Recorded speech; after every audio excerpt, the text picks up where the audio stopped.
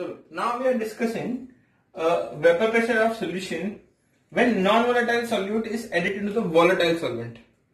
मतलब अब हम लोग क्या बात कर रहे हैं कि when we dissolve any type of solid solute, when we dissolve any type of solid solute which is non-volatile, which cannot be converted into the vapor, into the liquid solvent which is volatile, which can easily convert into the vapor. तो हम लोग क्या कर रहे हैं, solid को liquid में dissolve कर रहे हैं और सॉलिड हमारा सॉल्यूट है और लिक्विड हमारा सॉल्वेंट है. तो according to Raoult's law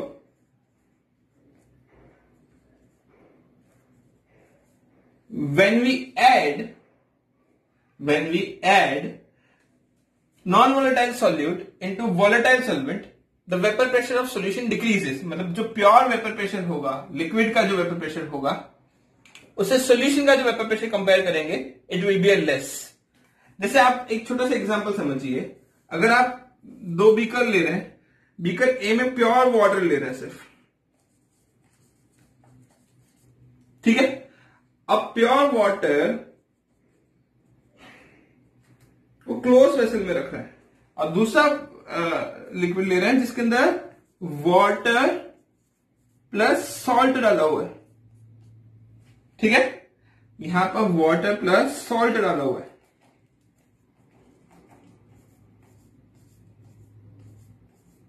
this is homogeneous mixture of salt and water. ये सॉल्ट नॉन वोलेटाइल है, वाटर वोलेटाइल है. अगर दोनों को सेम टेम्परेचर पे हीट करते हैं, दोनों के वेपर मॉलिक्यूल्स बनेंगे, बट प्योर वाटर के वेपर मॉलिक्यूल्स ज्यादा बनेंगे एट सेम टेम्परेचर. बट जो सॉल्ट सॉल्यूशन है उसके वेपर मॉलिक्यूल्स कम बनेंगे, मतलब लेस वेपर प्रेशर क्रिएट होगा.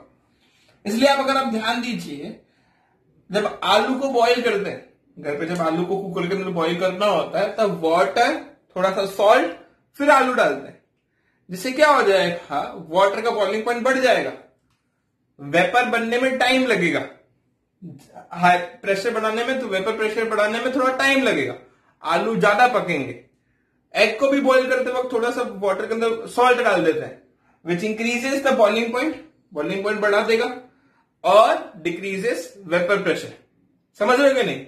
अब एक और चीज ध्यान रखना है, यहां पर पूरे सोल्यूशन में जो भी वेपर प्रेशर होगा वो वाटर का ही होगा, सॉल्ट का नहीं होगा. सॉल्ट तो नॉन वोलेटाइल है, वो तो वेपर में कन्वर्ट ही नहीं होगा. तो we can say that the vapour pressure of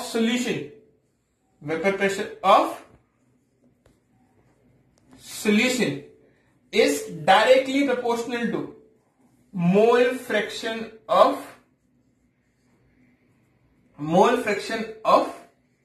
pure solvent, है ना. तो we will write like this: PS, vapor pressure of solution, is directly proportional to x1. समझ रहे कि नहीं. मैं जब भी 1 लिखता हूं, इट इज फॉर सॉल्वेंट, 2 लिखता हूं, it is for solute. 1 is always for solvent and 2 is always for solute. तो मैं बोलूंगा the vapor pressure of solution is directly proportional to mole fraction of solvent. अब proportionality का sign हटाएंगे तो we'll write like this: PS P01 यहां पर क्या है, vapor pressure of pure water या pure liquid into x1. We got this one formula. ठीक है. इस फॉर्मूला से अगर ग्राफ बनाते हैं तो we'll get the graph like this: vapor pressure of solution, है ना. यहां पर अगर मैं x1 क्या लेता हूं, 0. यहां पर डिक्रीज होते होते x1 1 की तरफ जा रहा है. तो इस पॉइंट पे जो वेपर प्रेशर होगा वो प्योर वेपर प्रेशर. जैसे जैसे मोल फ्रैक्शन बढ़ता जा रहा है, वेपर प्रेशर भी बढ़ता जाएगा. ठीक है ना. समझ रहे हो या नहीं समझ रहे हो. This type of graph you can get. चलो अब ये जो ऊपर जो फॉर्मूला लिखा हुआ है इसको थोड़ा मॉडिफाई करते हैं. For I like this, vapor pressure of solution divided by pure vapour pressure is equal to x1। इसको देता हूं इक्वेशन नंबर 1, यहां पर इक्वेशन नंबर 2 लिख देता हूं। अब इक्वेशन 2 को दोनों तरफ से 1 से माइनस कर देता हूं, 1 minus this and 1 minus this, तो क्या हो जाएगा 1 minus vapour pressure of solution upon P01, यहां पर देगा 1 माइनस x1। यस और नो? तो फाइनली आपको क्या मिल जाएगा, ऐसा कुछ P10 minus PS upon P10। अब 1 माइनस x1 क्या हो जाएगा, x2, है ना? हमको पता है ना x1 plus x2 is always, x1 plus x2 is always 1। If I write like this 1 minus x1, it means it is equal to x2।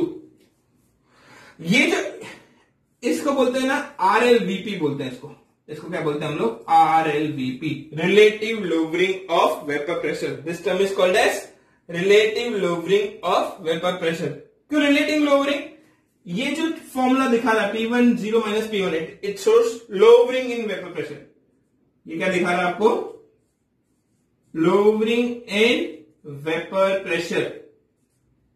और उसी लोवरिंग इन वेपर प्रेशर को हम लोग उसकी इनिशियल वैल्यू से कंपेयर कर रहे हैं, इसलिए इसको बोलते हैं हम लोग relative lowering in vapour pressure. ये ऐसा चीज है कि 5 में से 3 माइनस किया तो 2 जितना लोवरिंग हुआ, और उसी को हम लोगों ने 5 से कंपेयर कर दिया, मतलब उसकी इनिशियल वैल्यू से कंपेयर कर दिया, इसलिए relative lowering in vapour pressure. ठीक है ना? यहां तक पूरी बात समझ में आ रही है?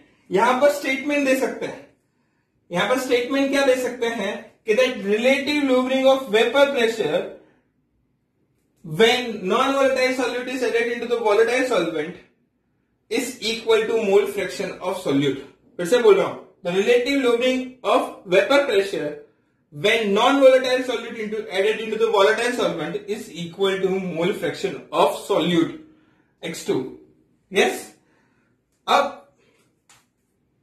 देखो ये वाला फॉर्मूला जो relative lowering of vapour pressure वाला जो फॉर्मूला था, अगर इसको थोड़ा सा इलॉबरेट करते हैं तो ऐसा कुछ बन जाएगा formula P10 minus PS upon P10 is equal to N2 upon N1 plus N2। ये मोल फ्रैक्शन का फॉर्मूला है, x2 की जगह पर लिख दिया N2 upon N1 plus N2।